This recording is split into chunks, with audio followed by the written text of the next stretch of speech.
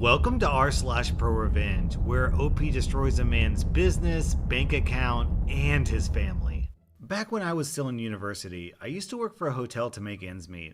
When I started, the hotel very urgently needed new personnel. So I cut a deal with the old owner about getting to choose and pick shifts so I could visit my courses and exams. Speaking some extra foreign languages, I also got a little bonus each month on top. The old owner was a great guy. He owned multiple hotels, so I rarely saw him. But when he was in the house, he always made a point to have drinks with the staff. And if we were free, he even invited those at the front desk to fancy restaurants who were not on shift. Fast forward. I had worked in the hotel for a few years now and was nearing the completion of my studies. So it wouldn't have been an eternity until I had to quit India, as I was, of course, more interested to work in my field of study. As part of my deal with the old owner, I mostly chose to work night shifts, allowing me to visit my courses at university during the day. To make up for my privileges, I'd picked up the habit of doing some extra work in the dead of night other shifts would normally have to do, when I could have sat around and stared at the walls. People were grateful for the help in the beginning, and we became a rather tight-knit group, but over time, people rotated in and out. When the old owner retired and his butthole of a son took over the business as the new owner, I already feared the worst. The new owner didn't like me very much. I never found out the exact reason for that one. I was at that point nearly the sole veteran left from when I started. Among the tasks I had taken on was doing light clerical tasks to ease the manager's job in the morning. For that, I generally had to use the manager's network account. One night, while doing my lists, I logged into the manager's account and emailed to do my job. Then, I saw an email with my name in the subject line. I know it's not nice to snoop, but of course, I read it. Turns out, the new owner wanted to get rid of me. I still had my old employee contract with the bonuses for foreign language abilities and was allowed by my contract to pick and choose shifts. I can only assume these privileges are what made the new owner hate me. No idea if he had other reasons. Because, to be honest, these seem very weak to me. But he couldn't fire me without cause. On top of that, I would be owed severance if fired, and generally, there were not enough bodies in the shift rotation without me. Though, the new owner didn't seem to understand that point as the emails told me. I looked for more emails concerning me and found them. There was an email chain between some of the employees, the manager, and the new owner. I was, of course, not CC'd, as I was the hated topic. The employees didn't like me hogging the night shifts, because those paid better, and for every night you worked, you got paid the night bonus. The manager was the only one rather neutral on the matter, and just curbed their enthusiasm to get rid of me, as they needed me to be fully staffed.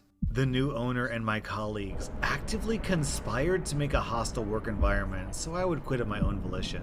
I was furious. I thought about a variety of reactions, from egging their cars to burning down the hotel. But I settled on a less crazy method of revenge. I called my uncle at 2 a.m. asking for advice. My uncle is a lawyer, so for sake of proof, I forwarded myself all the emails. I made photos, printed them out, made copies, and filmed the whole deal just to be sure. My uncle told me to sit tight and see if things got worse, or if it was just bluster, and so I gave it a few days. And things did take a turn. Snide remarks about my looks, clothing, and so on were only the tip of the iceberg. Some of my colleagues were just as professional as before, but the conspirators always left extra work for me or pawned the sucky duties they normally had to do on me. I always kept a spare shirt and suit at work just to have a change, which suddenly disappeared. One guy even started to threaten me with violence, but I kept clenching my butt cheeks. I wouldn't give them the satisfaction of saving on the severance or giving in. I'm a big boy after all. I did, however, stop doing any extra work I was not obligated to do, which, in the end, was the reason they used to fire me. They still had to pay me severance. The next day, my uncle, with bundled proof of the email and all documented harassment by my colleagues, served the hotel my lawsuit. It started with wrongful termination and ended with harassment. Reportedly, the manager went white as a sheet when he realized where the emails must have come from. The new owner had been on vacation and had to cancel his expensive vacation in France to deal with this. Their counsel advised them to settle. So I accepted my severance and a hefty bonus on top. Enough money to last me until the end of university without work. But that was not all my revenge. I had gone after the new owner's money, but in the next step, I went after the hotel. I had used all the spare time during night shifts alone to document every last violation of city, county, district, state, and federal law I could find. That went from minor things like some harmless mold under the kitchen sink to substantial violations like modifications to the building. The building was under a limited form of historical protection by federal law on the grounds of being built and inhabited by somewhat important historical figures a few hundred years back. So every renovation or change in floor plans needs to be signed off on by a committee, which can take ages. There's also a grant paid to the new owner by the government for keeping the building intact as is. So with my uncle's help, I sent documentation of every violation I could find to the corresponding agency. In 1 month, everything from health, building code, fire safety to the finance and work police crawled over the hotel. In the end, it was the building and fire inspectors that shut the place down. The new owner had done substantial renovations to the top floor luxury apartments, which he used when he was in town. So the new owner had to pay back the grant, pay fines for unauthorized alterations to the building, endangering his guests because something wasn't built right according to fire code, and had to close down shop until the building was fixed. I also tipped off a friend who had studied journalism and worked at a local paper.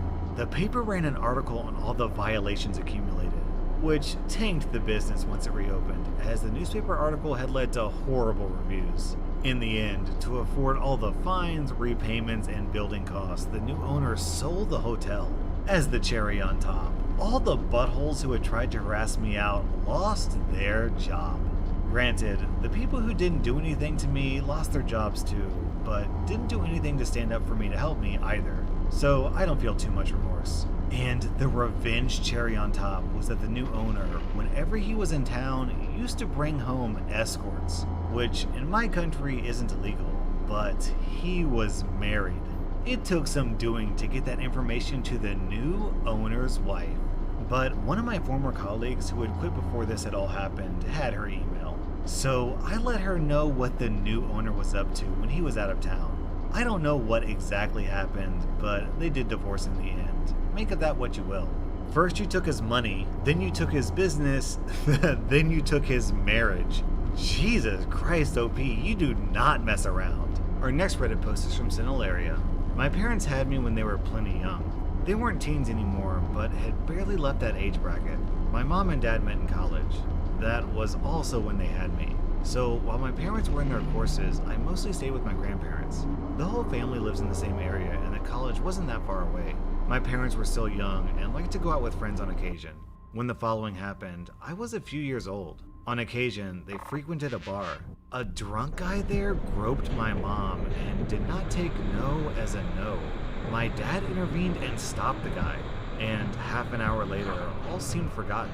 The music was loud, the bar crowded, and then someone in the crowd hit my dad with an empty glass pitcher square in the face. He was bleeding profusely and collapsed, but in the pressed semi-darkness and over the music, no one knew who did it. My dad got taken to the hospital. He had a broken nose and a heavy concussion. He also couldn't see who had attacked him, and his memory between the alcohol and being hit in the head was also very fuzzy. Of course, they'd considered the guy who had harassed my mom, but they didn't know him, nor did they see him anywhere leading up to that moment, let alone have any evidence. So they pressed charges against unknown, but there was virtually nothing anyone could do. But then a few days later, that piece of garbage that had harassed my mom approached her on campus. Turns out, he was in the same college as my parents. He made a few veiled comments and left little doubt that it had been him that hit my dad in the face. And the piece of garbage let my mom know that my dad next time should mind his manners. And the little touching he had done didn't hurt anyone and wasn't that bad. And if he wanted to do it again, he would, and maybe more. And then the piece of garbage went on his merry way. My mom was horrified, of course. She went home and told my grandparents, my dad, and his parents. But no one could do anything. It was a he said, she said deal after all, and my mom hadn't even gotten the guy's name. My mom cried a lot at that time and didn't know what to do. She also was afraid of going to classes or out alone. I honestly only remember that time very scarcely. I was just a little kid, but I can remember my dad in the hospital and with his broken nose, and my mom crying a lot. My dad, of course, was just as angry and humiliated as my mom. No one knew what to do, and everyone was treading on eggshells around each other. But that's where my uncle enters the stage. My uncle, my mom's brother, lived on the other side of the country. He was a private investigator. And he was, of course, the last to hear the full story. But the moment he heard someone had threatened his little sister, he was on his way home. After hearing the full story, my uncle knew it would likely be hard to get the guy on the harassment, the assault, or the threats, having no evidence. My uncle had my mom point the guy out from afar on campus. It took a few days to find him. But then, my uncle started to stalk that piece of human filth. My uncle took sick days, all his vacation, and invested every second possible to find out everything about the harasser. My uncle even approached the pig in another bar and became drinking buddies with him. Over several weeks, my uncle had uncovered all manner of illicit behavior: possession, consumption, and distribution of drugs, theft, and a few other misdemeanors and small-time stuff. And my uncle could have put him away for that. But my uncle always said when asked about it that if he were to send this douchebag to prison, it would be for molesting my mom and hurting my dad. And that's what he did. One night, while out with his new buddy drinking, my uncle made the idiot piss drunk and they landed in my uncle's motel room. He got the harasser to incriminate himself on video, ratting off a list of illegal stuff he was up to. My uncle, of course, pretended to be a crook too. Among the stories this douchebag told was the story of how he groped some chick and framed her dude with a pitcher of beer. Now, something needs to be said. In my country, recording someone in secret is illegal, and under some conditions, like if the police do it, it's not a permissible piece of evidence in court. But as a private investigator, my uncle knew the laws for that exactly. But paradoxically, the situation is different if it's not only audio, but also has video. And my uncle had the douchebag on camera confessing. The next day, my uncle turned himself into the police with all his collected evidence, because secretly filming people was still a crime. But the video could be used as evidence in court, as my uncle was not affiliated with the police or any other governmental agency. When the criminal trial and the civil trial were over, the douchebag got 6 years in prison and had to pay damages to my mom and dad. And my uncle got slapped with the equivalent of a $2,000 fine for secretly filming this douchebag. Money well spent, he always said. Honestly, I'm surprised that the prosecutor even wanted to press charges against your uncle. I would have been like, so let me get this straight. You befriended a criminal and got him to confess on tape to all these crimes, basically doing our job for us? Thanks, bud. Don't worry, I'll drop the charges. But even without that, I agree, that is $2,000 very well spent. Our next Reddit post is from Scott3496. I used to work in a disability shared accommodation agency. It's a job where you support 4 to 6 people with disabilities who share the accommodation. It's shift work, 2 clients per staff member during the day, 1 staff member on a sleepover at night. The rosters are 4-week rotating rosters. I was employed as a 0.75, meaning I work 75% of what is considered full-time, equating to 57 hours a fortnight. Working shifts sucked, but the pay was good. I was working in a house I'll call Sunup. Sunup had 4 residents and 7 workers. Each house had a house supervisor. They reported to the cluster manager, who managed 6 houses. Cluster managers report to the CEO. By company policy, leave requests are first in, best dressed, meaning you need to put your leave in early to ensure you get it. I was transferred to Sunup from a 6-client house due to my qualifications and situations I cannot legally disclose. I worked for the first year, got to know staff, clients, house supervisor, etc. There was an obvious clique between 4 staff members. Each school holidays, 3 would apply for leave, and 1 would call in sick with a medical certificate covering the same amount of time. They would always rotate who was sick to hide what they were up to. They were friends outside of work and would party together. After a year, the house supervisor fell sick. One of the clique members, Karen, was appointed acting supervisor, and it went to hell. She tried reducing my hours and giving extra time to a friend. I pointed out that I'm contracted for 57 hours a fortnight, so I'm getting paid for 57 hours a fortnight. Her friends got extra shifts, were given the best shifts, and were all around favored by Karen. In January, I put in leave for March school holidays. Karen rejected it on the grounds that others had already submitted leave. Her clique all applied for this time. I left this alone. In March, I checked the leave calendar for the June school holidays. Each house has a leave calendar, so management and staff can check who has scheduled leave. It was empty. I submitted leave again, and it was rejected. Karen said, "Sorry, you were too slow. Karen said that A, B, and C, members of the clique, already submitted leave." The next day, the leave calendar showed this.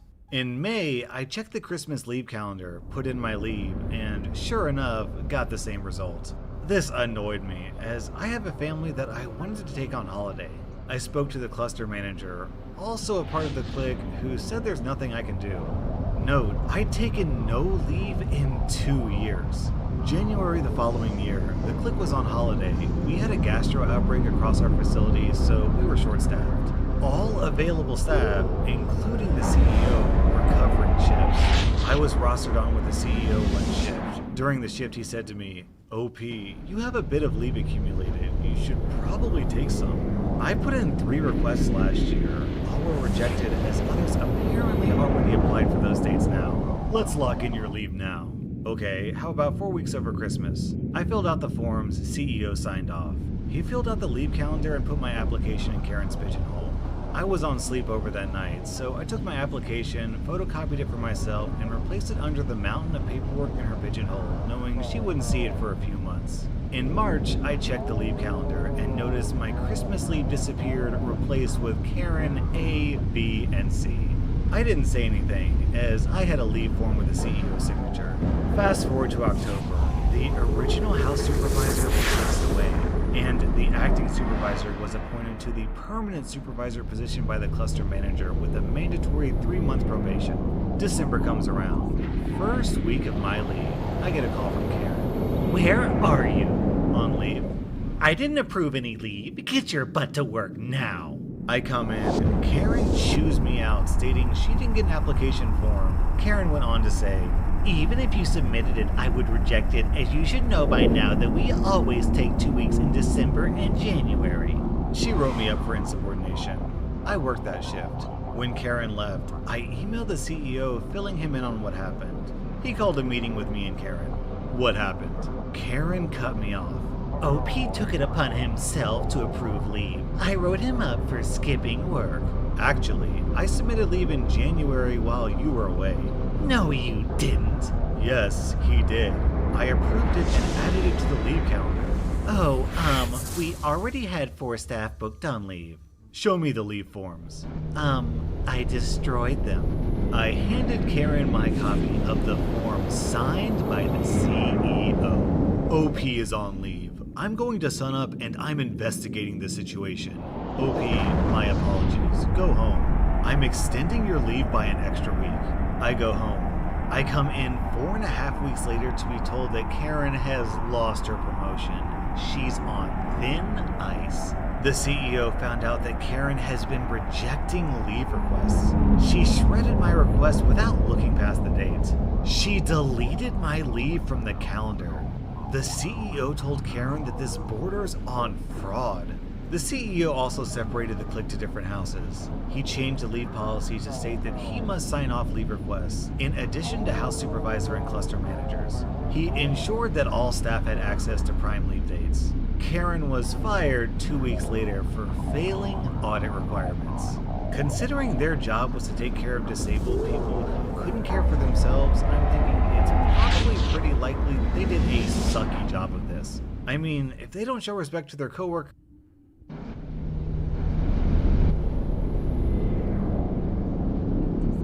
as part of your credit card's reward program, there's a 5% discount applied to your hotel room. welcome to r/Tinder, where love is in the air. Question: tell me a story about yourself that sounds like a lie, but is absolutely true. I met this dude on Tinder and asked him what his last name was. He told me, then replied, "You doing a little background check? You might find out that I'm a murderer. Just ignore that." Okay. Hey there, Mr. Reddit here. Welcome back to another episode of r/Entitled Parent Stories. Our first story we'll be reading today. Karen tries to get me fired from my amusement park. After that, I don't work here and keep your hands off me. After that, mess with the marching band? March yourself home. And after that, teacher tries to use my disabilities against me. I got her fired. Now Karen assured me if we can get 1,000 likes on this video, she won't try getting anyone else fired for an entire week. So please smash that like button. And if you're new, subscribe and turn on notifications for new stories from Reddit every single day.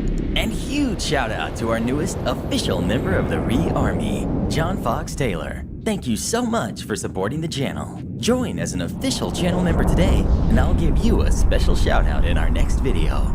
Karen tries to get me fired from my amusement park. I worked at an amusement park at this time. We got snooty parents and kids, etc. all the time. Figured I'd start sharing some stories. This is technically a repost, but it got taken down, so I'm putting it here. Hopefully it'll stay up this time. Third time's a charm, am I right? So here I am, kind of dreading coming into work at this point, because I know I have about 3 days left of working as a ride operator. From there, I would go to work at the National Archives or the Smithsonian. I think I had decided on National Archives at this point, but I honestly don't remember. This becomes relevant later. So, I'm working at my favorite ride in the park. It's called the Music Express. If you know the ride that spins in a circle, goes up and down a little, goes backwards sometimes, it's that. They're everywhere. Ours, in this case, has a seatbelt and a latch bar. I'm working there with someone, which is unusual, as we were understaffed in that section due to a promotional event we were doing. We load up everyone, and when I got back down to the entrance zone after double checking my partner's work, and him mine, we really care about safety. You were fired for not being up to standard on safety. I get someone who we'll call Karen. She asks me to come over to her, and asks me to look at her daughter's arm, who's about 5 or so. The exchange goes as follows. We've got me, Karen, and Karen's daughter. Me. What am I supposed to be looking at? Karen. What do you mean, what are you supposed to be looking at? Look at her arm. Me. I'm sorry, ma'am. I'm not entirely sure what I'm supposed to be looking at here. You hurt her arm. Me, honestly confused. Do you mind showing me where? Show him your elbow. Karen's daughter points to the inside of her elbow. I now realize exactly where this is going. This is going to be an entitled mom trying to get something because her baby is hurt. It continues. Me, figuring out what's on her arm. Are you okay? Is there anything I can get you? Is she okay? She's been screaming at you for the past 5 minutes, and other people have been trying to get your attention. I want you to get her ice at the very least. Me, knowing this is all wrong. I don't have ice here, but I can direct you to first aid. Karen cuts me off. No, we're on the ride. We want to ride it, and she needs ice now. Me, as I said, I can direct you to first aid. Fine, we'll do it your way. We'll go to first aid, but we're not riding. She said this like it was some sort of threat. Saying I'm not riding as a threat isn't new to me anymore. I'm used to it. But I do also want to add a quick addendum that once we check all the seats, we can't leave the ride area due to safety concerns I won't get into. New addition, FCW is friendly coworker. Me. That's fine. I can't go with you to first aid though. What? Why? It's a safety concern because I'm a 9-year season pass holder and I know you can come with me. Me. Having finally gotten them out of their cars, like I said before, I can't. Haven't you heard the customer is always right? You're coming with me. Me. I can't. However, if you follow a certain path, you can reach first aid. Karen gets to the entrance and sees guest service flag. Why can't you have excellent guest service like the person who got that? You're terrible at your job. I'm a 9-year season pass holder and work for the state. I'm going to have you fired. Me. Actually, I earned that flag. I also have, pointing to something on my shirt, this because I'm one of the best operators in the park. No, you're not. Get me some ice from that booth and we'll be on our way. Me. I'm sorry. As I've said before, there's no ice in the booth. Karen. Friendly coworker. Get my daughter some ice from the booth. Friendly coworker. I can't. We don't have ice in the booth. Karen, stomping towards the booth. I'm getting you both fired. I'm a 9-year season pass holder and work for the state. Most name brand bars and body washes you rub on your skin are classified by the FDA as synthetic detergent. It's not even real soap. Stop marinating your man meat in unholy ingredients that are harmful to your well-being, body. 8. Me. At this point, fed up with these antics she puts on for the past 15 minutes. So you outrank me because you work for the state and I work for an amusement park? Yes. Me. In about 2 weeks, I'll be working for the national government in DC, which means, per your own standards, I outrank you. Karen, fuming with anger. Get me a pen and a sheet of paper. I'm writing down both of your names and having you fired. Me grabs a sheet of paper and pulls the pen off my visor that I always have with me. My name is Average Dude 1990. Karen pushes down on the pen so hard that the top of the ballpoint pen pops off and the ink with it. Mighty convenient, isn't that? Get me another pen. She whips the pen at me, which I dodge. Friendly coworker hands her another pen. My name is Friendly Coworker. Karen, how do I know your name is Average Dude? Keep in mind, by this point, she had checked my ID on 2 separate occasions before this, and I have a name tag that clearly displays my name on my chest. At this point, my memory gets fuzzy as I was completely caught off guard from Karen harassing me for a solid 20 minutes. She eventually leaves, and I try my best to going back to being my usually cheery operator self. You know, the one that has multiple awards from the park and one from a training company, as well as having been videotaped for random screening of the park to then be later used as a model for how to be a good operator. When my supervisor comes over and tells me I need to see the head of ride operations, HRO. Karen had apparently accused me of assault, being an overall rude and arrogant jerk, as well as being rude to other guests, as well as Friendly Coworker. Head of Ride Operations asks for my side of the story. I say that I was working at the Music Express with Friendly Coworker when she stops me. HRO. Wait, you don't mean other ride? Me. What? Is that what she said? Just asking. Me. Well, neither me or Friendly Coworker are trained at the other ride, and only one person can be operating it at a time. HRO. Well, she did say that ride. Me, laughing at the stupidity of it and relief. No, as I said, that would not be possible. That's basically how the conversation went, and Friendly Coworker confirmed everything I said. We were both sent home for the day, with pay, to make sure she wouldn't try to start anything more. The next day I come in to find out that multiple people on the ride and in line at the Music Express had reported her for berating me and just wanted to make sure I wouldn't be fired. Because of the statements of those people, combined with mine and Friendly Coworkers' written accounts of what had happened, She had her season pass revoked and was banned from the park for the rest of the year. A satisfying ending if you ask me. Thanks for reading this. I know it's long, but I just discovered this subreddit and this felt too good to not share. What is your favorite amusement park?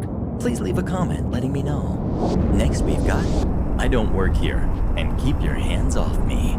So when I go shopping, I always have headphones in and am either on the phone with my girlfriend about groceries or listening to music. This time I was listening to a podcast. Not important, but if you must know, it's the Misfits podcast. Something about myself is that I am 5'11" to 6 foot, so I usually get asked to help people get things off the shelf. I actually had once joked about having a hat that says, "Yes, I can help you get that off the top shelf." Well, today as I am going through the store doing my thing, I get stopped and asked by these ladies, one in her late 40s, the other very much older, I assume mother and daughter, to grab these very large water jugs that were, for some reason, on the top shelf. Without hesitation, I get them. They thank me and then ask if I know about something else to be in stock, and I told them that I'm sorry, but I don't work here. I wear nothing but black almost every day of my life, and that just so happens to be the uniform here, so I don't ever get upset when I get confused for an employee. They apologize, and I go back to my cart. I could feel the presence behind me as I began to walk away. That eerie feeling, then that ominous noise of the throat clear, and I knew I had a Karen behind me. I turn around thinking she was wanting me to get something from the top shelf. "Hi, did you need me to get something from the upper shelf?" I say with my customer service smile. This is Golga. Hey. This is Golga's personal trimmer. The sharpest rock in the whole forest. Thank goodness for evolution, huh? That was rude. Throughout history, women have put themselves through some pretty painstaking hygiene regimens. The time has come for men to take grooming and self-care seriously. This permanent eyeliner is gonna look so fire, you guys. And thanks to the brilliant minds at Manscaped, men don't have to put themselves through pain to do it. Introducing the Lawnmower 3.0, a precision-engineered personal trimmer for your man's nether regions. Have you seen my man's nether regions? I haven't. But with its proprietary skin She smacks her lips and rolls her eyes. Ugh, no. I want you to go in the back for me and get me some more of these. She then holds up some cake mix box. I'm sorry, ma'am. I don't actually work here. Don't lie to me. You're in uniform and just helped them. The least you can do is help me get some cake for my church sale. I think to myself, this really can't be real. I'm sorry, ma'am, but I really don't work here. I just understand that I'm tall and I can reach the top shelf. I turn my body around, but still have my face turned towards her as I go to finish speaking. Have a good day. I then began to walk off. Hey, don't you walk away from me. She grabs my arm and pulls me towards her. You show respect to your elders, she says as she's still gripping my arm. Something about me is that I have very little tolerance for people grabbing at me without my permission. Ma'am, I'd advise letting me go, I say to her, my smile gone, and a lifeless cold look I give when I'm angry. She looks disgusted at me and raises her other hand, which looks like she's going to sock me. Don't talk to... I cut her off. I said let go. She looked ghost-white and backed away. I do not work here, but I do believe the gentleman behind you does and can help you. Don't ever touch me again. And I began to go forward once more. I hear her scream at me that she's going to tell my manager, who is passing by to talk to the guy I had pointed out, and looks at me. Sir, do you work here? I don't recognize you. I put on my smile again. No, ma'am, I don't work here, but I can understand why you think that. And I began walking to the checkout. She just went to the horrid woman behind me who is screaming about me being fired and tries to calm her down. I check out and head to my car, and I notice a man about the same age as her, just relaxing and having a cigarette, letting out a long sigh. Long day, bud? No, not really, but some guy just upset my wife, and I'm glad that I don't have to go in to try and thank him for that long car ride home, he said with a smile and an obvious sarcastic tone. I chuckle a bit, but when I turn away, I make the obvious face and a wide-eyed look. Have you ever been mistaken for an employee? Please leave a comment letting me know. Next we've got Mess with the Marching Band? March yourself home. I went to a very large secondary school, middle plus high school in the United States, with a population of over 4,000 students. Because of the school's size and excellent funding, the marching band had its own percussion equipment, wheeled carts, and golf carts to pull them, which were stored in cargo containers in the back parking lot by some classroom trailers. I was on the equipment crew for the marching band, and by the time my senior year rolled around, the containers were about 30 years old and one had started leaking. The band director, let's call him Mr. Connex, finally was able to get them replaced after begging the administration for several years. The new ones would be arriving on a Friday, and a different company would be hauling away the old ones on Wednesday of the next week. So for a few days, the old containers were going to be taking up a section of the parking lot. This wasn't a problem, because the night before, after rehearsal, Mr. Connex had us measure out an extensively large section of the back parking lot and cone it off, so the crew would have plenty of room to work the next day. We filled up the band hall with all the equipment and had the containers empty so the crew could move them, put the new ones in their place with minimal effort the next day. This is the part I only heard about, because I was in class when it happened. The assistant band director was running the band classes for the first part of the day, and Mr. Connex was outside making sure everything would be just so, when all of a sudden a lady drives up, narrowly threads the gap between two cones, and parks right in the middle of where the old containers are going to be stored until next week. Let's call her Mrs. Seekin. Mrs. Seekin had an important meeting with her daughter's guidance counselor. Mr. Connex walks over and politely informs her that she will need to park somewhere else because the forklift crew would be arriving soon, and in return she went off on him, complaining that because they had coned off so much of the back parking lot, the nearest parking was off campus and she'd need to walk about a quarter mile.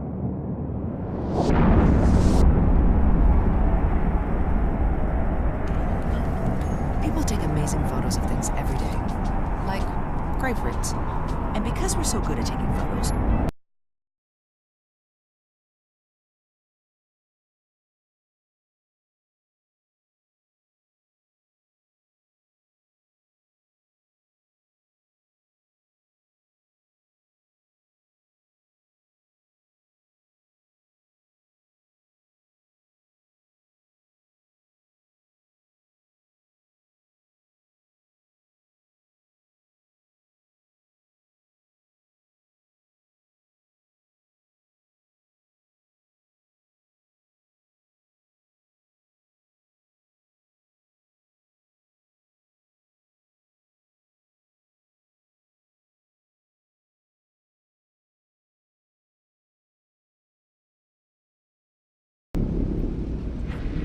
to get to the main building from there.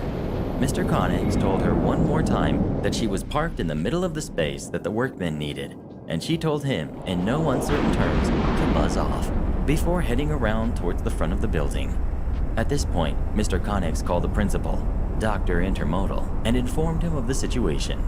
Unfortunately, with the number of buildings on campus and how many guidance counselors there are in a school with over 4,000 students, it would take the better part of an hour to actually figure out where on the campus she had gone and which guidance counselor she was meeting. Our school had over 20. The school resource officer could probably write them a ticket, but that was about all he could do.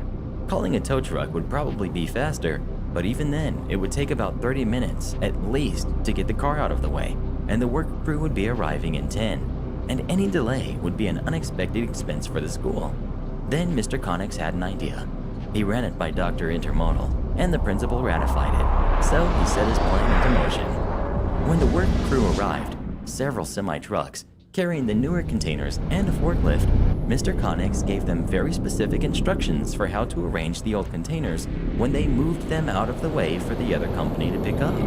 A perfect box around Mrs. Seekin's car, with barely enough room for a person to step through between the corners. Her SUV was going to spend hard time in car jail until Wednesday. Then the new containers were unloaded where the old ones had been and the work crew left. About an hour later was my band class period, and since being in marching band was a requirement for the symphonic band, everyone in the room was part of the band, so everyone got conscripted to move the equipment back out into the new containers. Some of us noticed the car in the middle of the old containers, but nobody had a chance to ask the director about it, until about halfway through the process when Mrs. Seacon returned and shouted these legendary words, which I shall never forget until the day I die. "What the heck? Where is my car?" I can only imagine the sheer terror she felt upon rounding the corner and finding the place where she had parked her car replaced with a giant steel box. To this, Mr. Connex simply, calmly responded, "Exactly where I told you not to park it." At this point, literally everyone had stopped working, and the few of us who had noticed the trapped car surmised what had happened and were basically dying of laughter.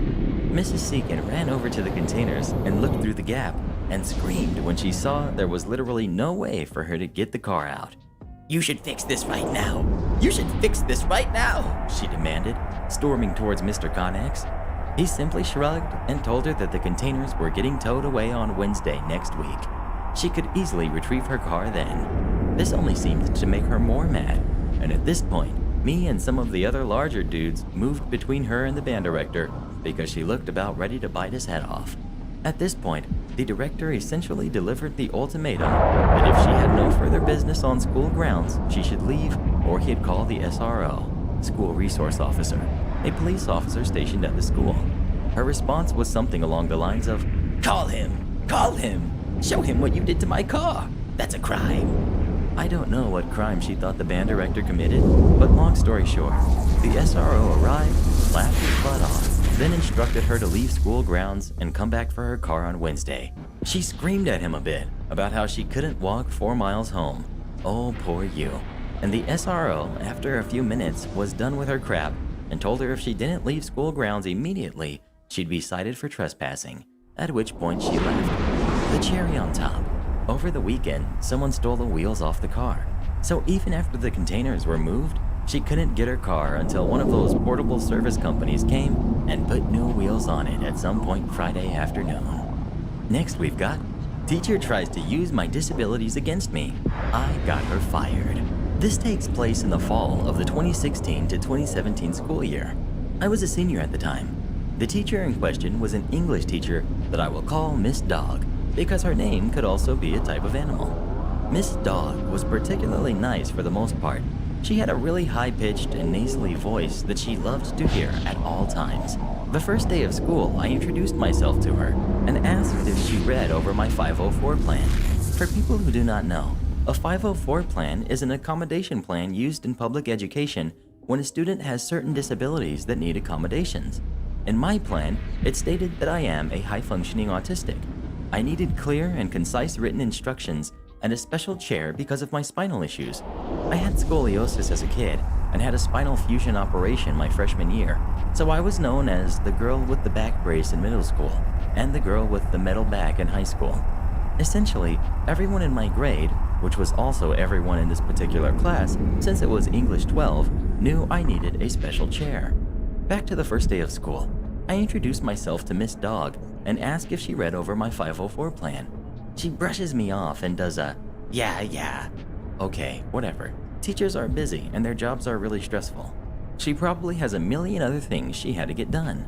For the first week of class, I had to take some pain meds to get through English. Miss Dog would regularly get upset that I had brought a bottle of water with me to class every day and that I couldn't stay still in my seat. A classmate of mine, I'll call him Football Jock, spoke up and told the teacher that I do not have the special chair that I need. Miss Dog took that as an insult and was ready to chew out Football Jock when pretty much the entire class started to speak and agree with him. The weekend passes and Monday I find my chair/desk hybrid thing replaced with a special chair and a separate desk. I had thought it was over.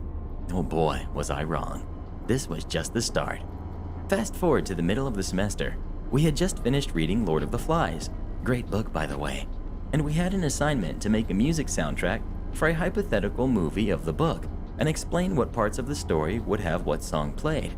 Now, I'm a big Vocaloid fan, so I went all out, but I made sure to use English covers of songs that weren't in English. After we get the grades for the projects, I see that I got a C on it, which was really odd for me since I was a straight A student. I asked Miss Dog about it, and she told me her reasoning for the C was that I didn't know what any of those songs are. I was going to give you an F, but your written part and CD case were both perfect, so I gave you a C. all while not looking away from her computer screen. I wasn't happy with that answer. I told her, in the middle of class, when you said everyone did a good job, you mentioned that everyone's projects had songs you'd never heard before. Did you give everyone else an F as well? She turned to me with a big scowl, before just turning right back to her computer, where I saw her change my grade to an A-. Not the plus I wanted, but enough to save me from getting told off at home for getting a bad grade. And then comes the icing on the cake. All semester, Miss Dog had me doing things to kind of single me out. She always assigned me with the dumb kids of the class. No matter how stupid it sounds, this dude literally drew a picture when the question sheet said draw your own conclusions. And whenever Miss Dog did this, I would always calmly and politely take it up with her, and she'd fix it by next week with a sneer. It's December, right before the holidays. Miss Dog assigns a scholarly paper about a real social issue with 3 sources. The topics of the essays were assigned to us randomly. We had no say, and we couldn't even change them. So my topic was something along the lines of healthcare. I was also taking a health occupation class at the school district's vocational tech center, and my grandmother is a licensed medical biller, meaning I know a thing or two about health insurance. I ask Miss Dog for help, saying that I can't find a 3rd source for my stance. She tells me, 2 is fine then. I thank her for her help and get to work writing my essay. The due date is the day before the break, and we'll all turn our papers in. One happy Christmas and New Year's later, I get to English class. Miss Dog is standing up at the front of the class as we all come in, which is really odd for her to do. The bell rings and Miss Dog starts her rant. I had high hopes for these papers. I had hoped you all would follow the directions. She looked at me while making direct eye contact. I had hoped you all would know that I told you all 3 sources, not 2, 3. She went into a yelling tantrum about how someone didn't have 3 sources, making eye contact with me the entire time. I'm the kind of person to cry whenever someone is yelling in anger. It doesn't matter if it's directed at me or not. I'll cry. So after her rant, I took my stuff and left the classroom. I think I had gone to the band area to hide until the next class.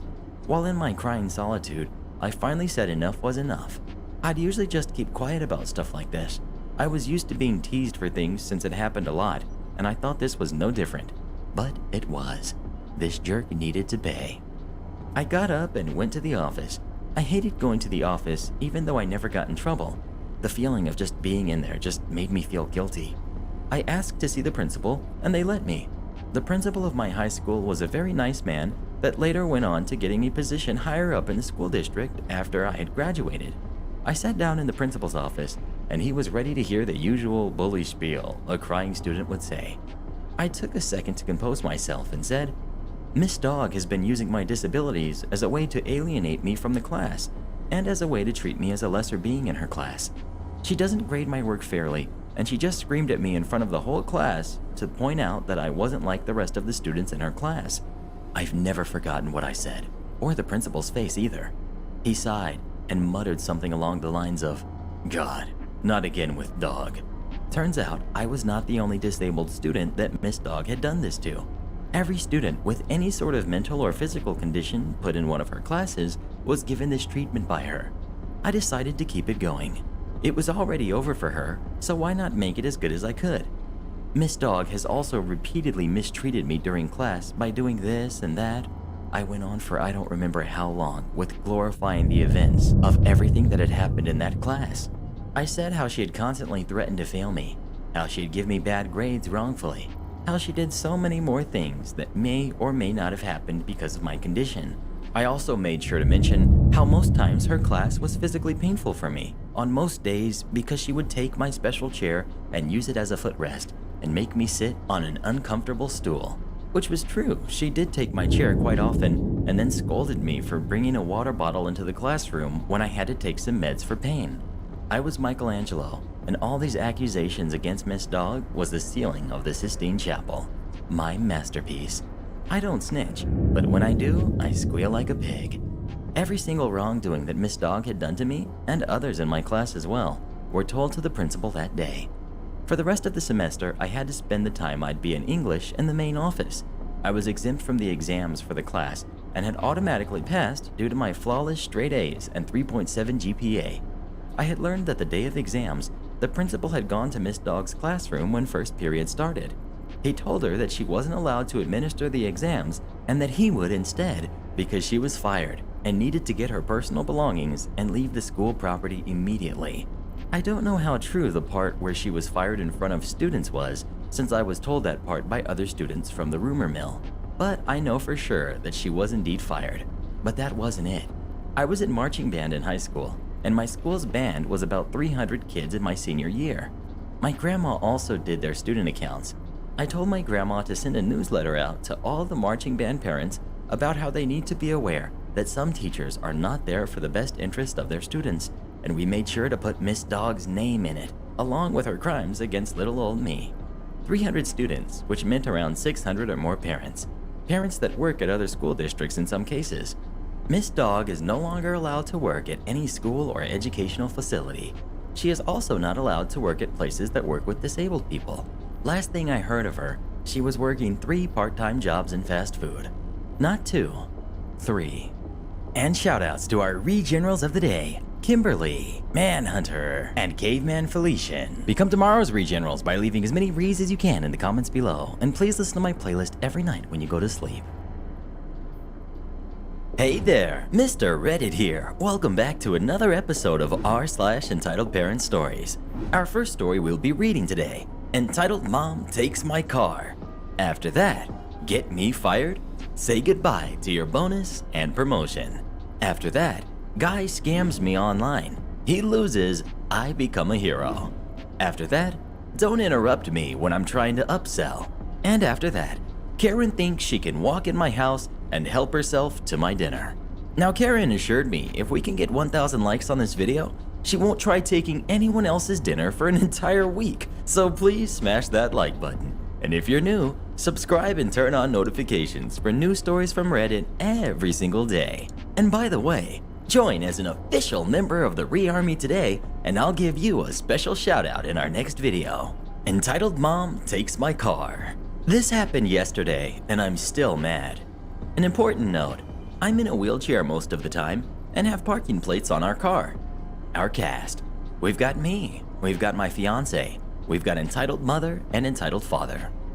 This past week, my fiance and I have been staying with her parents 4 hours away for her sister's wedding, along with more of her extended family. Until yesterday, the trip had been lovely. Her family are surprisingly accepting of us and helpful when it comes to my disability.